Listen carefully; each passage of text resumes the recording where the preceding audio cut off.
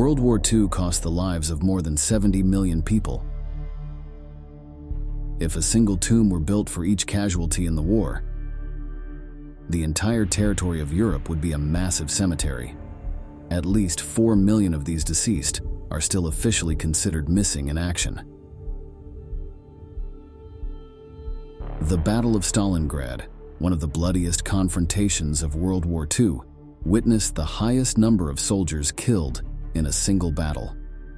The scale of the casualties is truly staggering, and the most painful aspect is that the majority of the fighters have yet to be identified. In today's video, we will discuss this legendary battle and the consequences it brought, not only for Hitler's Nazi Germany and the Soviet Union, but also for the fallen soldiers and their families who to this day are still seeking some peace. Welcome once again to Military History. Let's begin.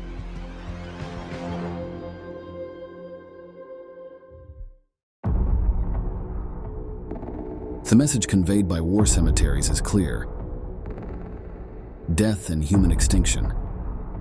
Anyone who has visited one of these poignant sites with tens of thousands of crosses stretching to the horizon comes to understand the desolate feeling. The names of the dead, including women, men, and children, along with the dates of their lives, mostly revealing that they were very young, reinforce the sense of senselessness. If this is terrifying, imagine not having a place to mourn a fallen loved one in combat.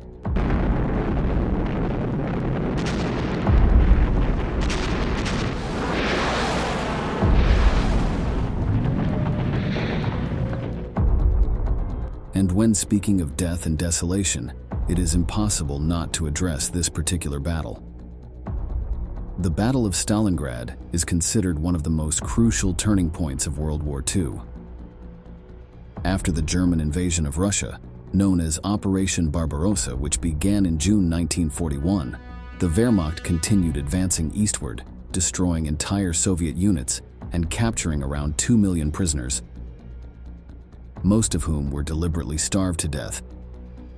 In Washington and London, the Allied leaders grimly wondered how much longer the Soviets could avoid a total defeat that would greatly strengthen the Nazis. The outlook was certainly bleak. In the spring of 1942, Hitler's legions penetrated deeper into the heart of the USSR, besieging Leningrad, invading Crimea, and threatening the oil fields of the Caucasus. Convinced that the Soviets were about to give in, Hitler was exultant when, in June, Operation Blue allowed his armies to occupy new areas in the center of the Soviet Union. Smelling final victory, Hitler tasked General Friedrich Paulus, a staff officer eager to prove his worth as a combat commander, to lead a race to Stalingrad, the great city on the Volga that had recently been renamed in honor of Stalin. All this while, another group of the German army turned south to seize the oil fields. Hitler's top generals were horrified by the dangers of splitting the Wehrmacht for the whim of capturing Stalingrad, which lacked strategic importance. Their protests were ignored by the Führer, who insisted on achieving a symbolic victory. Similarly, in Moscow, when the German goal became clear, Soviet leader Joseph Stalin ordered that the city must be preserved at any cost. The stage was set for one of the most terrible armed conflicts in modern history, in which over 1 million men from both sides were trapped in a bloody struggle that lasted over 5 months. On September 12th, the first German troops entered Stalingrad, at the same time that a clear message arrived for Soviet soldiers, straight from the Kremlin. Not one step back, the possibility of retreat is death.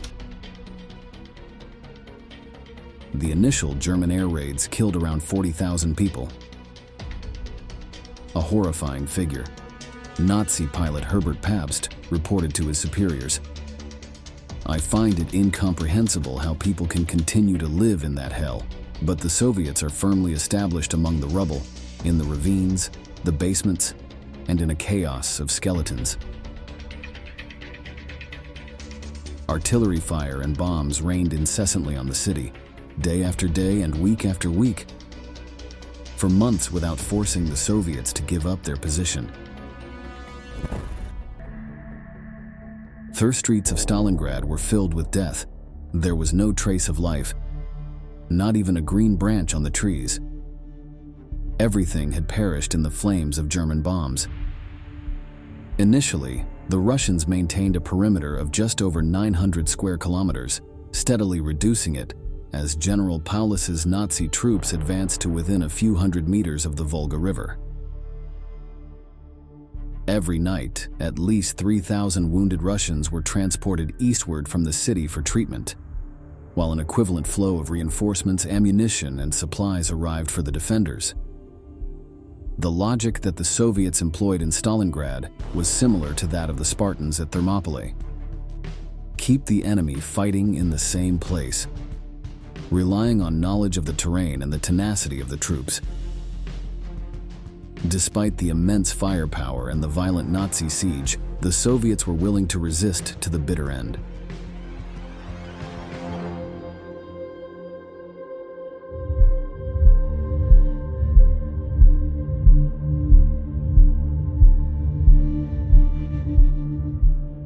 Between November 19th and 23, Soviet forces launched a fierce counteroffensive, Operation Uranus, which turned the tide of what seemed to be an imminent Nazi victory.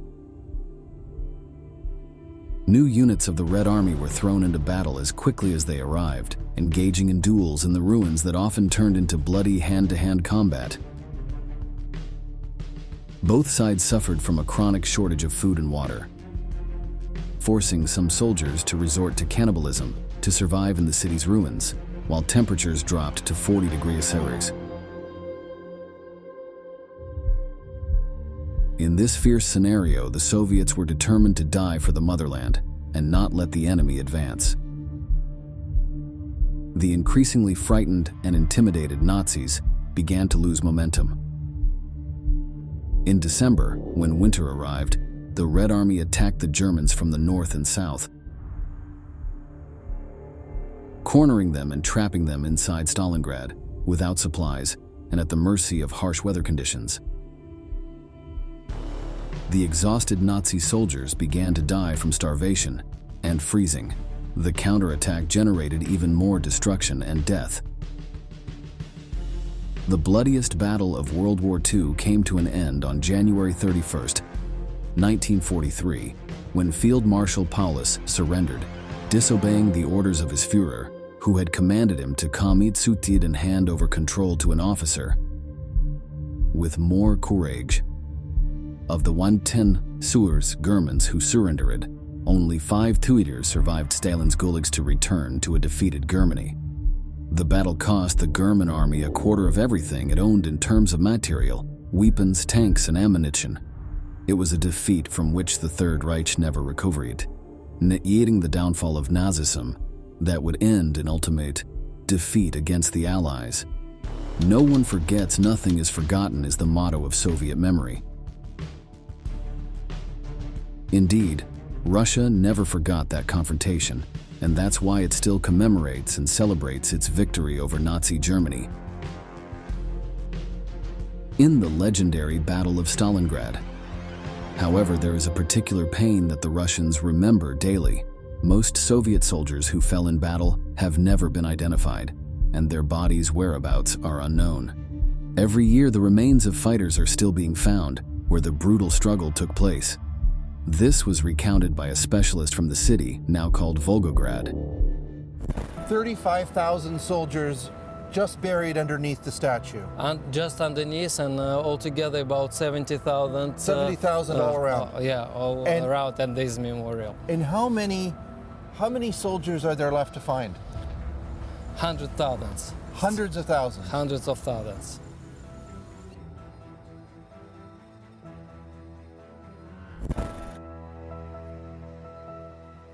The battlefield of Stalingrad was vast, from the banks of the Volga River to the fields near the current Volgograd airport. Every summer, a group of volunteers takes on the task of recovering the remains of hundreds of Soviet soldiers from the area. With the bones found, DNA tests can be conducted for identification, but as they are too expensive, items like cutlery on which soldiers had engraved their names or initials are used for recognition. The ultimate goal of this endeavor is to give a name and a dignified burial to each of the soldiers who died in the bloody Battle of Stalingrad. Local tour guide Mikhail Shuvarikov, 36, is among the volunteers. A decade ago, a team discovered the remains of his great-grandfather, and his family was obliged to give him a dignified burial. Now Shuvarikov spends several weeks a year with search groups trying to help other families find the peace he achieved. Lots of relatives still have hope to find their relative, to know anything, where they died, how they died, and just to have a place where to come and to put a flower. In the summer of 2017, Shuvarikov's volunteer group located more than 500 corpses, and by late August, the remains were laid together and reburied in a solemn ceremony where some relatives of the few recognized bodies could come to pay their respects. Since the 1980s, searchers have found more than 35,000 corpses, but only 1,500 have managed to be identified. The remains are buried in a field about 30 minutes from the city, the renowned Rososhka Memorial Cemetery for Soviet victims. Above each tombstone rests a helmet recovered from the battlefield, many of them heavily damaged by time and bullets. This Soviet cemetery, 37 kilometers from the city of Volgograd, borders the German war cemetery, Rososhka. As you hear, there is also a Nazi cemetery on Soviet soil, with around 65,000 German soldiers buried. It is a place of rest and remembrance for the remains of Germans who also died in the Battle of Stalingrad, and for those missing whose bodies could not be recovered. Just as bones of Red Army members are constantly found, traces of the German Wehrmacht appear. However, bodies are not only found in search missions. The traces of that bloody confrontation are all over the city.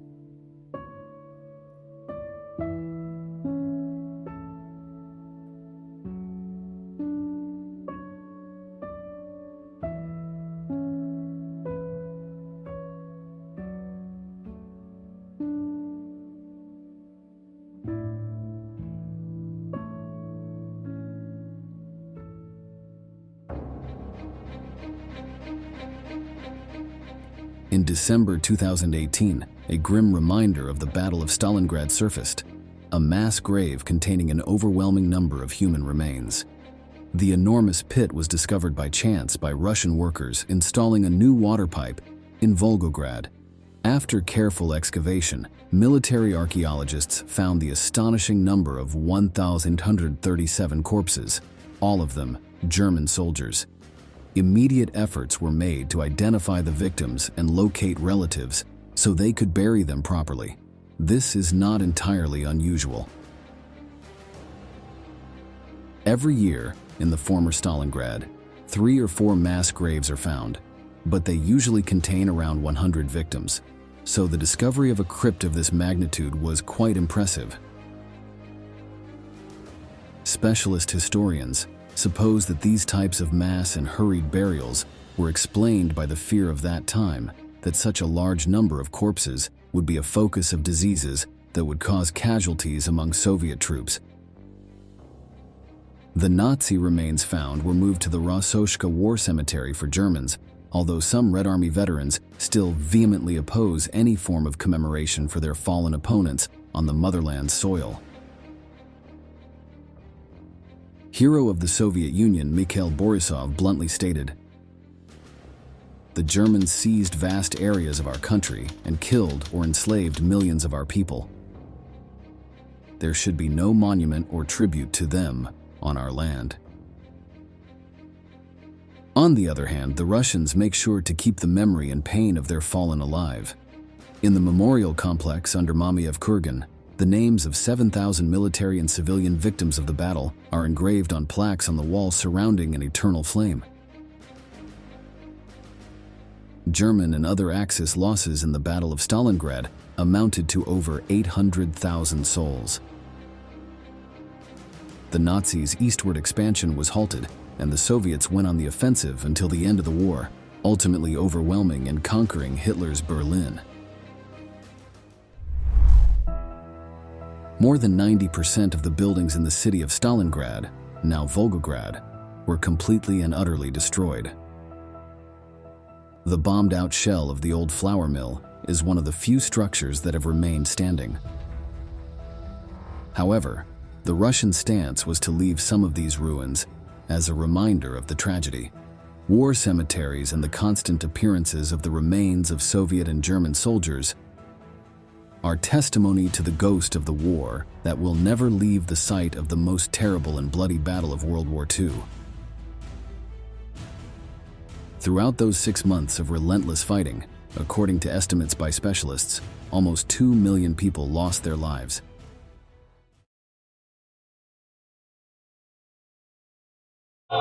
First, an emergency siren that barely allowed time to react.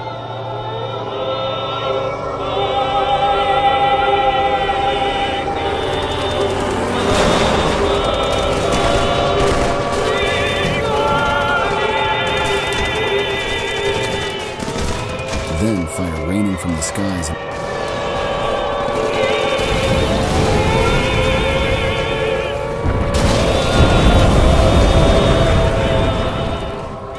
One of the deadliest coordinated attacks of the entire Second World War.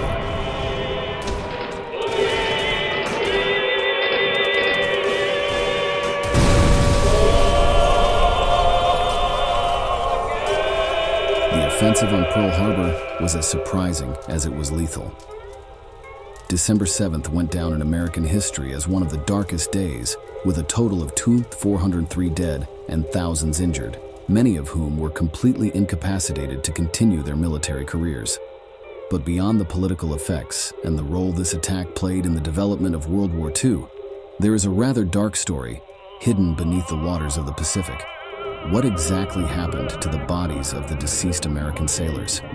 For decades, the ocean waters were the grave for hundreds of unidentified soldiers. But technological advances now allow us to recover their stories, even from the smallest remains. In this new installment of military history, we want to take you to Honolulu to explore all the aftermath of that attack, including the brutal revelation carried out by American soldiers in the Pacific Theater. December 7th, 1941, was just another Sunday at the Pearl Harbor Naval Base, located in the idyllic waters of Hawaii. However, that beauty was interrupted by horror and death shortly before 8 in the morning, when Japan executed one of the most effective surprise attacks in history. A total of 353 aircraft from the Imperial Japanese Air Force flew over the base, unloading thousands of kilograms of explosives on the harbor and the anchored ships. The Japanese ships took off from 6 aircraft carriers and attacked in 2 waves, damaging 18 American ships at Pearl Harbor, 4 of which ended up sinking. The Japanese attack was incredibly violent and destructive, as can be seen in this shocking footage.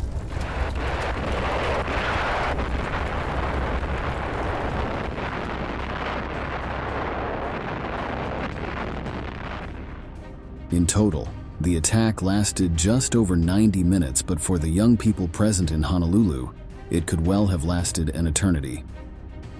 Within hours of the offensive against the naval base, Japan declared war on the United States and the British Empire, although after such a military action, that declaration was merely a bureaucratic requirement. The fire of World War II had reached Washington, and a new chapter in the most brutal conflict ever seen was unfolding. But as the United States prepared to enter the largest conflict in history, positioning itself as the Allies' surprise card, they first had to deal with the disaster in Honolulu. Destroyed ships, contaminated waters, and thousands of human remains scattered in the Pacific waters. The scene, as you can see in this footage captured days after the attack, was truly infernal. The surprise nature of the Japanese attack caused human losses to be even higher, severely complicating the recovery of bodies. The first person in charge of finding survivors in the deceased was Captain Homer N. Wallen, who had the help of military personnel from across the country, as well as civilian contractors who provided their boats to recover both the deceased and usable war material.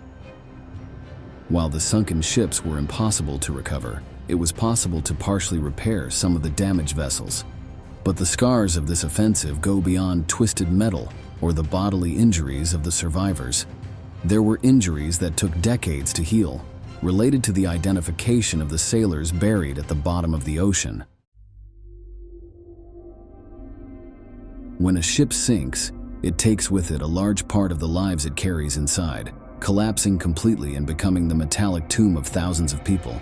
The recovery process of a large ship is not only expensive, but also long and complex. For every part recovered, several fall and become even more difficult to extract. As for the remains of the deceased, the recovery attempt could result in the destruction and mutilation of those bodies, giving a rather dishonorable and horrifying end to those who fell in the attack. That is why the vast majority of the victims of the sunken ships remained submerged for months and even years. This not only further disintegrates organic remains, but also complicates the differentiation between the found parts. Without DNA technology, how could a mutilated and water-worn arm be identified? The relatives of the deceased aboard the USS Arizona demanded for years the removal of the remains from the seabed, but the U.S. government refused repeatedly. According to naval statutes, those sailors are considered buried at sea. That's why there are monuments at the scene, and every year a ceremony is held in memory of the victims of each ship. What caused more uproar is that the government conducted operations to recover weapons, torpedoes, and useful structures from the depths of the Pacific waters, many of which proved to be completely unusable due to initial damage and saltwater wear. Eventually, progress was made in identifying bodies, which continued for several years. Even today, experts are still working to identify the remains of the victims of the surprise attack.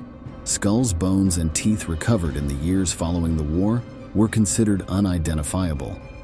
But thanks to scientific advances, especially in DNA technology, dozens of them stopped being simple anonymous pieces and managed to regain their first and last names, something that the Japanese offensive had taken away in a few seconds. Next, we can see a group of specialists working on the remains of the soldiers who fell that morning.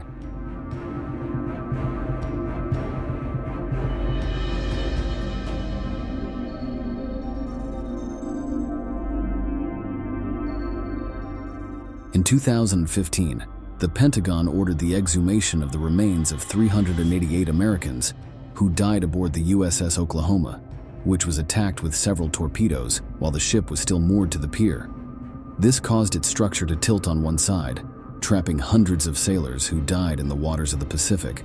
The bodies of these 388 men were buried in mass graves, but had to be exhumed from the lands of Honolulu to be transferred to the closed facilities of the DPAA military agency, where forensic experts, anthropologists, and odontologists worked to identify the remains.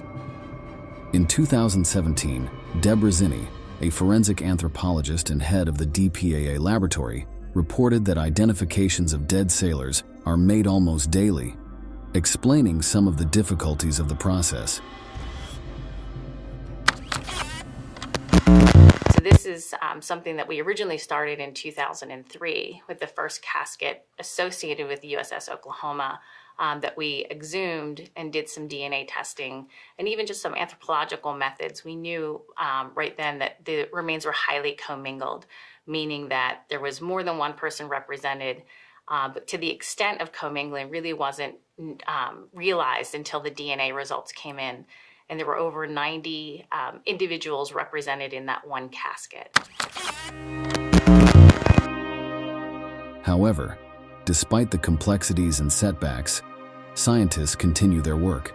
One of the most incredible examples of those identified from the USS Oklahoma was Fireman First Class Jim Johnston, who died at the age of 23 and was originally from Wesson, Mississippi.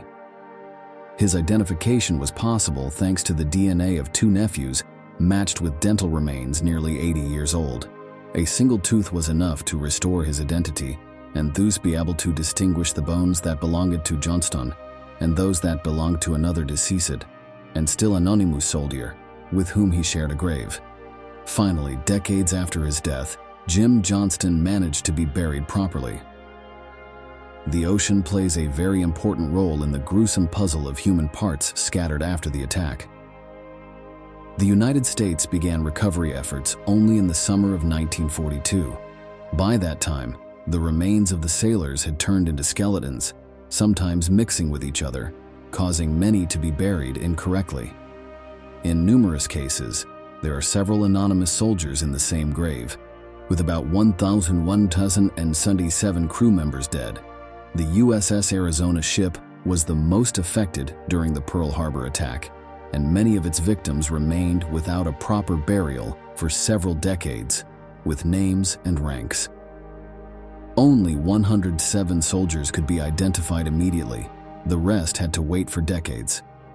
According to the U.S. Museum on World War II, a bomb pierced the Arizona's weapons compartment, causing a chain reaction of explosions. These spectacular and shocking images were taken at that precise moment.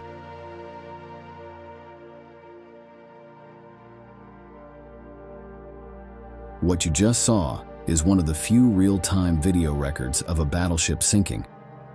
The images portray a real floating hell that ended the lives of 80% of its crew, as only 334 of the 1,511 sailors on board managed to survive, many of them with serious injuries. In a few minutes, the more than 31 tons of the battleship went from being a weapon of war to scrap at the bottom of the Pacific.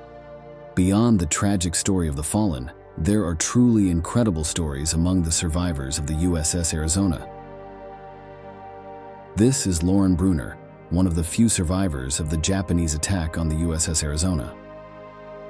In this photograph, he holds an image of when he was a young sailor, full of dreams and aspirations to see the world. Surely, he did not expect that, during his service, the entire planet would be plunged into one of the most brutal battles in history. Bruner remembered for years the burns and wounds he suffered on his body, but also the faces, names, and personalities of several of his deceased comrades, some of whom have not yet received a proper burial due to the difficulty of identifying their remains. Bruner's story is particularly incredible, as after the attack on Pearl Harbor, he spent 6 months recovering in a military hospital, but once recovered, he returned to the front to face the Axis in the Pacific Theater. Bruner passed away in 2019 at the age of 98, and his family fulfilled the veteran's wishes to rest in the ocean waters alongside his fallen comrades from the USS Arizona.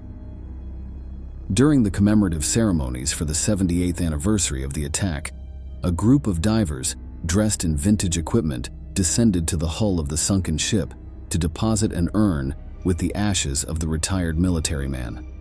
Lauren Bruner now accompanies the thousands of young men who never grew old, those who remained frozen forever, on December 7, 1941.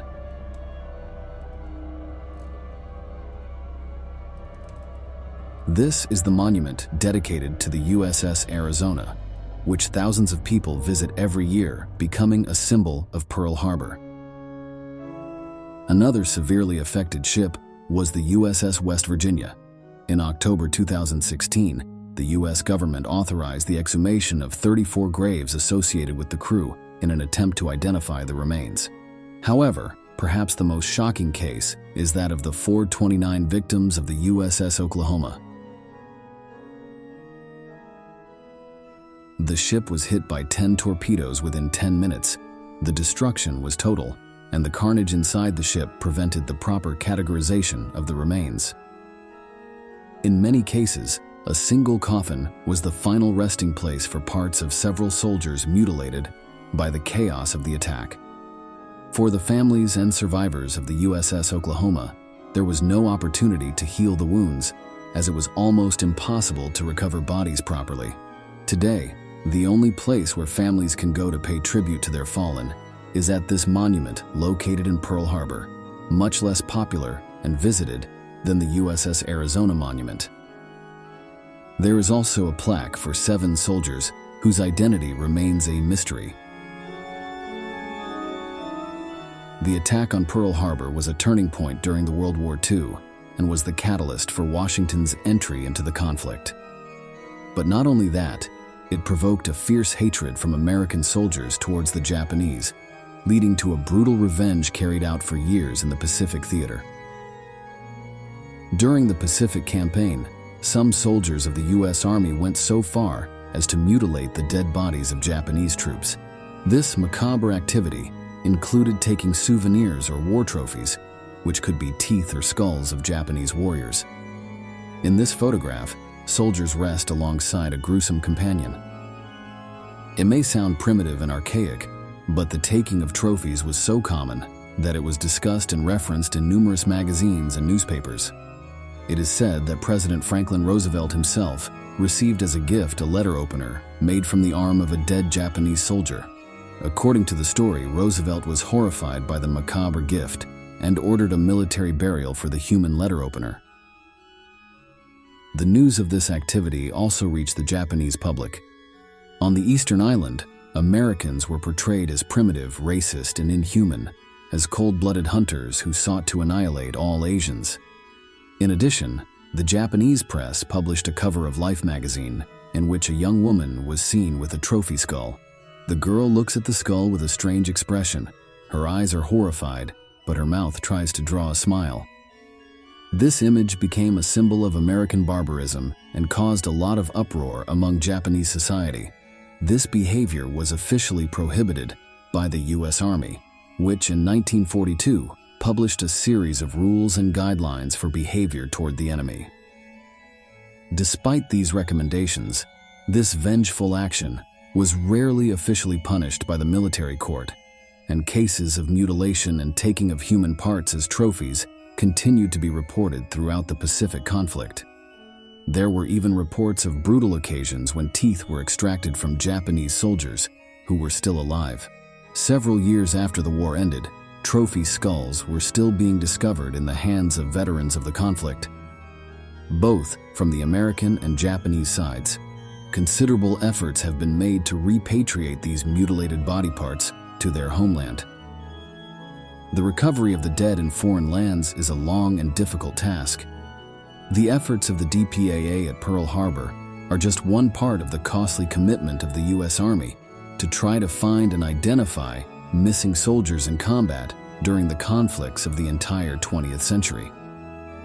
The Department of Defense sends dozens of forensic medicine experts every year to isolated locations in the Pacific in search of missing crew members. It may sound like looking for a needle in a haystack, but that method has been effective. In 2015, for example, the remains of 3 aviators whose plane crashed in Malaysia just before the end of World War II were found. The parts of the fallen soldiers had to wait more than 70 years to be discovered, examined, and repatriated to finally rest in a military cemetery. However, that was not the only case of unidentified troops in Asian territory. During the campaign in Guadalcanal, an island located in the southwest of the Pacific, some of the most brutal battles took place in the jungles and plantations of the region. The heat and vegetation resulted in almost immediate decomposition of human remains, and when combined with the violence of the clashes, resulted in almost impossible identification, at least immediately. The hospital in Guadalcanal witnessed grotesque images of mutilated bodies, of body parts on the brink of putrefaction.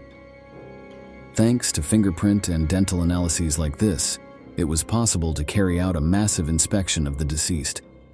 Even with all the difficulties, the unpleasant task of identifying the remains of soldiers is an obligation to those who gave their lives for their nation.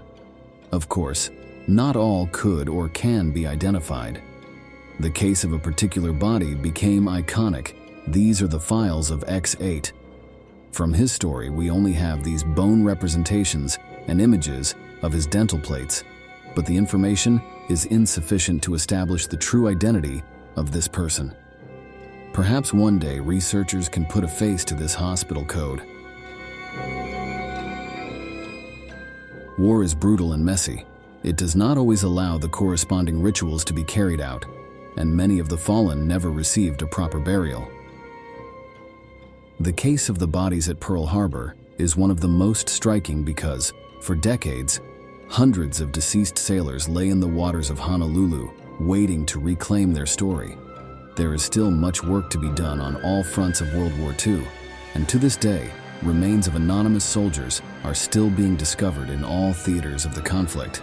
The goal of historians and specialists is to give a name and surname to each of them.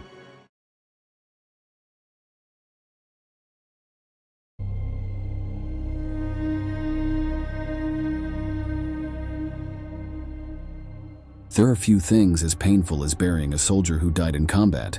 However, it is said that this sorrow is only surpassed by the fact of not having remains to bid farewell. This is the fate that many fighters faced during the Vietnam War, due to the hostile terrains in which it unfolded. The eastern jungle and the battles of gunfire left dozens of casualties that became extremely difficult to recover. In today's video, we will explore some specific conflicts that left their victims scattered across Vietnamese soil. We will also share some touching stories of warriors who finally, after many years, returned home. Get ready for a journey into the eastern jungle, among the ghosts of those fallen during the conflict between the United States and the Viet Cong. Welcome again to Military History.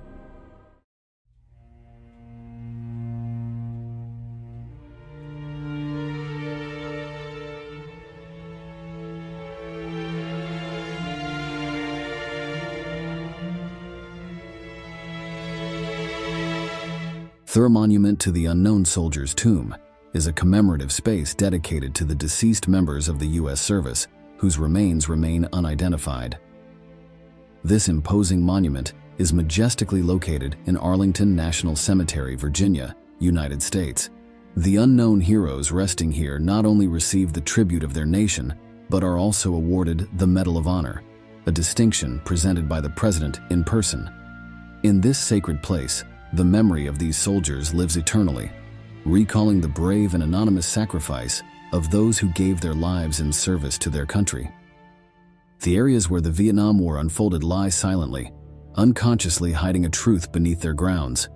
Bones, remains, or even personal belongings can become tools for a family in eternal mourning to let go of the pain of a lost relative in the conflict. A rusted belt buckle, handcrafted buttons, and a watch stopped at 7:15 compose a mosaic of memories waiting to transform into identities for the nearly 300,000 missing Vietnamese soldiers and the 56,000 American fighters. These modest objects found alongside human remains and other scarce collected data represent the few pieces of evidence nations have to identify their fallen.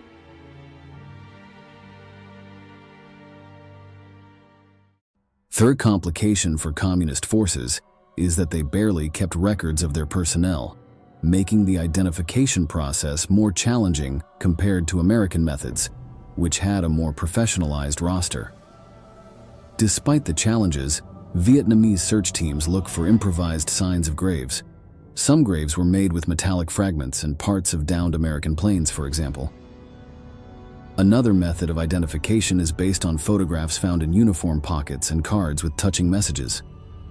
At the beginning of the complex identification process, Vietnam experienced limited collaboration from the United States, but later both nations combined efforts. Vietnamese forensic experts have been trained in DNA identification methods, and archivists traveled to American territory to cross-check data. Although the Asian country faces restrictions in terms of resources and records, it persists in the search for soldiers lying in mass graves, hidden throughout the country. On the other hand, the American nation also explores territories carefully and tirelessly, seeking to repatriate the remains of soldiers killed in combat to their families. The government of Vietnam estimates that around 3 million of its inhabitants, including civilians, perished in the war. Of that figure, approximately 1 million were communist fighters. However, only 40% of the recovered remains have been identified, and many graves in the more than 3,000 cemeteries for fighters bear the inscription, "Anonymous Martyr."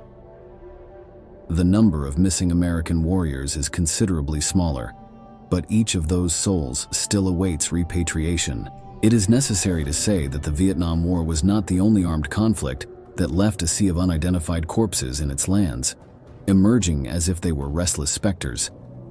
In the remote valley of Dien Bien Phu in 1954, a battle was fought within the framework of the Indochina War that changed the course of events.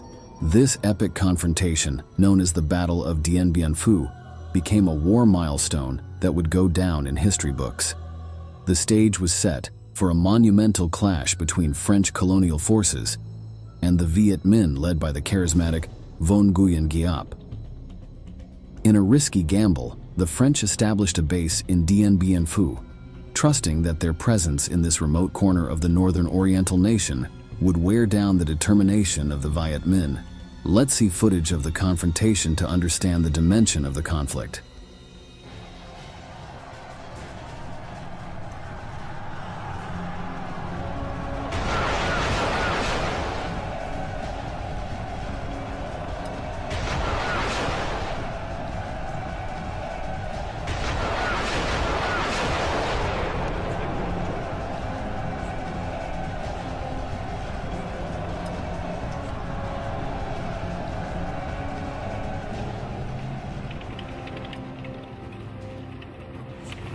However, the apparent tranquility of the jungle concealed the tenacity and cunning of Vietnamese independent forces.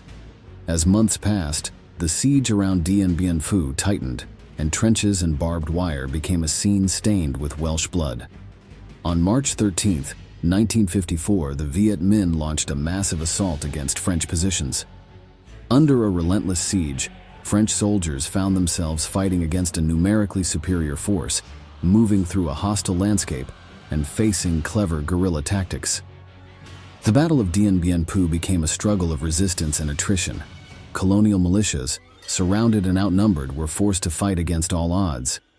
The hills that once provided security became a disadvantage in a brutal confrontation where every inch of ground was fiercely contested. In May 1954, after 56 days of bloody combat, the French opposition came to an end. The fall of Dien Bien Phu not only sealed the fate of the Indochina War, but also marked the beginning of the end of French colonialism in the region, leaving a toll of over 2,000 French lives. Unexpectedly, in the year 2017, more than 60 years after the conclusion of the conflict, a hidden secret surfaced. Vietnamese workers constructing a park near the former French positions unearthed a mass grave safeguarding the bones of French soldiers fallen in 1954. The workers came across 12 scattered groups of remains where hand grenades and cartridge belts shared space with personal belongings and documents. A collection of memories and relics lay in the depths of the earth, as if waiting to be discovered. This novel revelation is not just an archaeological discovery, but a tangible reminder of the brutality of war and its enduring consequences. It is common for various works and excavations in the areas where the bloody battle took place to unearth human remains of both French and Vietnamese fighters who died unidentified. In the silence of the mass grave, memories awaken, offering a vivid glimpse into a buried past. This time, the remains and belongings allowed for the identification of some local soldiers, and those belonging to French military personnel were sent back to their homeland. The same happens in places where the most fierce battles occurred between local militias and American troops. One of the most numerous and remembered clashes happened on the night of January 30th, 1968. While the world slept, a deafening roar tore through the silence of Vietnamese cities. The Tet Offensive, a coordinated onslaught by the Viet Cong and the North Vietnamese People's Army, erupted with relentless fury in the plans of U.S. forces. In the shadows of the night, North Vietnamese soldiers, together with Viet Cong guerrillas dressed in black for camouflage, emerged from tunnels and jungles, slipping through deserted streets. Until then, a temporary truce for the Vietnamese Lunar New Year festivities, known as Tet, had disguised the storm that was brewing. In a surprising strategic twist, communist forces carried out simultaneous attacks in more than 100 cities and towns in the south, defying the rules of a temporary ceasefire. The iconic citadel of Hue, the former imperial capital, became the scene of savage house-to-house combat. Images recorded in Saigon, the southern capital, were etched into the world's collective memory when the U.S. Embassy became a besieged stronghold by Vietnamese guerrillas. Amid urban chaos, the war ceased to be a distant conflict and became a brutal intrusion into the daily lives of civilians. Although communist forces were repelled in many places, the Tet Offensive left indelible scars on the perception of the conflict. The surprise and audacity of the attacks bewildered American forces and their South Vietnamese allies, who until then seemed to have control of the conflict. Vietnamese strategists knew they could not win in conventional military terms, so they sought to win on the psychological and political fronts with the Tet Offensive. The onslaught aimed to undermine the confidence of the American public in the war, and in that aspect, it was a devastating success. Images of urban combat and the assault on the U.S. Embassy shook the American people. Not only did the perception that victory was within reach reverse, but there was also growing skepticism about young Americans becoming cannon fodder, especially because this sacrifice was made for reasons that responded to international interests rather than patriotic duty.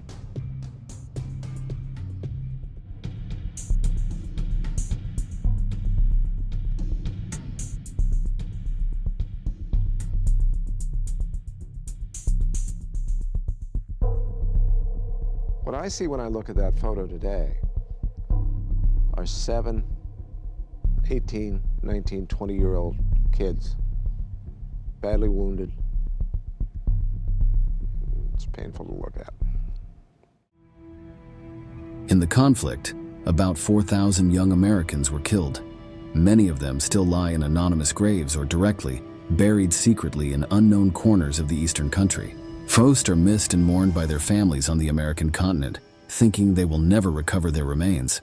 However, occasionally, the miracle happens that one of these young men's bodies manages to come home.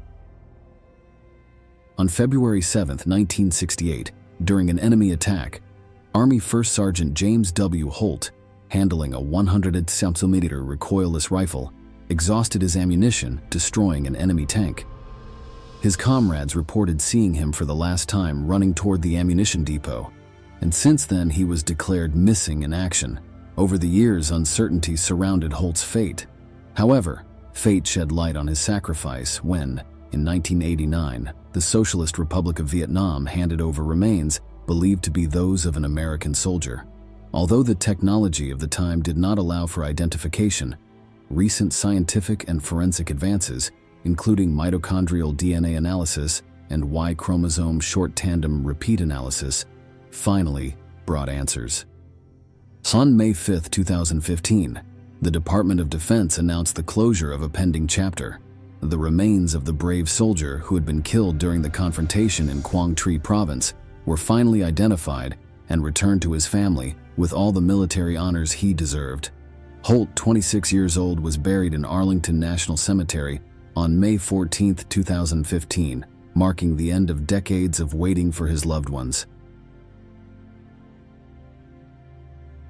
The Tet Offensive marked a turning point in the war, forcing a re-evaluation both in Washington and on the battlefield to prevent young men like Holt from losing their lives. The intensity of the fighting and the psychological impact led to growing opposition to the conflict among the American people, triggering a series of events that would eventually lead to the withdrawal of troops from Vietnam. But there was still some way to go before reaching that point. The high-ranking military leaders still had one more blunder to commit in their confrontation with the Viet Cong. In the heart of the A Shau Valley jungle, in May 1969, a battle unfolded that would be etched in the history of the Vietnam War. This conflict, known as the Battle of Hamburger Hill, was to become a symbol of resistance for Americans who opposed the war. Hamburger Hill, named for its steep and challenging topography, became a coveted strategic point for U.S. forces. Nestled amidst dense vegetation and rugged terrain, the hill posed a formidable challenge, but also a crucial objective for area control. Or at least that's what those directing the U.S. strategy claimed, as testimonies from some soldiers of that time suggest that the territory had minimal tactical value. On May 10, 1969, predominantly composed of the 101st Airborne Division, troops launched Operation Apache Snow to take Hamburger Hill. What followed was a fierce and brutal struggle against a determined resistance from the North Vietnamese Army and the Viet Cong. Conditions were hellish. The dense jungle and rugged terrain made every step difficult for foreigners unfamiliar with the land. Soldiers advanced through a labyrinth of vegetation and insects, facing not only the invisible enemy, but also the harsh tropical weather and the exhausting burden of military equipment. Day after day, U.S. forces assaulted the hill, only to be repelled by fierce resistance. Local enemy artillery, deadly traps, and treacherous terrain resulted in numerous casualties. The conflict reached its tensest point during the second week of May. In a series of coordinated assaults, American soldiers finally secured the summit of the hill. However, victory came at a devastating cost. Hundreds of lives were lost on the battlefield, and the conquered land was grimly renamed by the victors as Hill of the Meat Grinder. The Battle of Hamburger Hill sparked controversy and criticism in the United States. Many questioned the strategy and the human cost of taking a hill that would eventually be abandoned shortly afterward, due to its almost negligible usefulness in the conflict. The escalation of the Vietnam War and the loss of lives fueled the growing cultural and social opposition to the war. The hill, soaked with the blood of young Americans, became the last straw. Government authorities were forced to negotiate the withdrawal of troops, thus reaching the end of the conflict. The heroes who died on Hamburger Hill were partly responsible for bringing the Vietnam War to a permanent end. Unfortunately, the American people cannot pay tribute to many of them, as their remains remain buried in the anonymity of the jungle. After 10 days of brutal fighting, U.S. forces successfully secure Hill 937.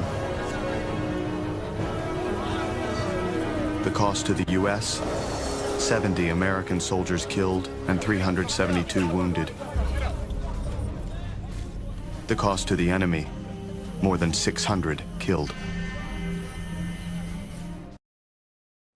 Fortunately, there are moments when a light appears at the end of the tunnel, for those hoping that their boys will return to their homeland to be buried with the honors they deserve. On September 10, 2023, after decades of uncertainty and waiting, Captain Frederick Mervyn Hall finally found his eternal rest. This brave member of the United States Air Force served as a crew member on a Phantom II aircraft during the Vietnam War. On April 12, 1969, his fate would change forever when he and Colonel Ernest Leo de Soto, his pilot, embarked on a bombing mission. Unfortunately, this operation would tragically become their last flight. The fate of their bodies would become a mystery. Ernie Edwards, Captain Hall's lifelong friend, narrates the events that surrounded that fateful day. Two phantoms went through a bank of clouds for about 10 seconds. Only one of the phantoms emerged. The other disappeared from the face of the earth for the next 54 years. The Department of Defense initially identified the crash site in May 1995, but adverse weather conditions and the presence of undetonated munitions hindered the extraction. It was not until March 23, 2023, that the site was excavated, finally confirming Captain Hall's identity. This discovery is a profound and closing moment for those who have carried the weight of grief and uncertainty about Hall's whereabouts for decades.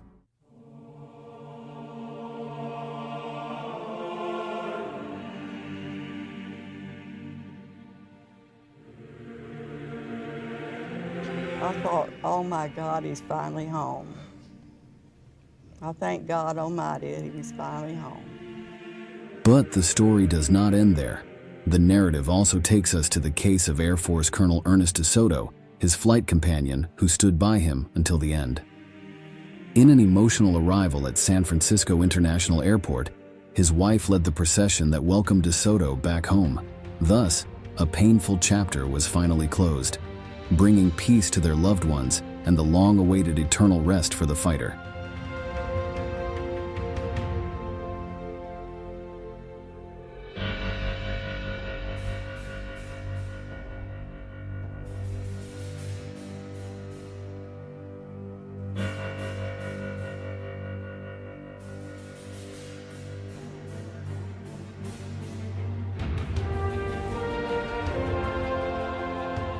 Despite these heartwarming stories with happy endings, there still exists a dark side to the events narrated. The memory of the 1,627 still missing and unidentified members of the U.S. military from the Vietnam War persists. Similarly, and in even more painful numbers, tens of thousands of Vietnamese soldiers share the same fate, turned into ghosts, still waiting to be rescued from oblivion and anonymity. Vietnam's and the United States' commitment to identifying their missing reflects not only an act of justice but also a profound respect for those who gave their lives in a conflict that left indelible scars on the history of both countries. In this way, we are reaching the end of today's poignant video. We appreciate you staying until the conclusion, and we look forward to welcoming you in the upcoming installments of Military History.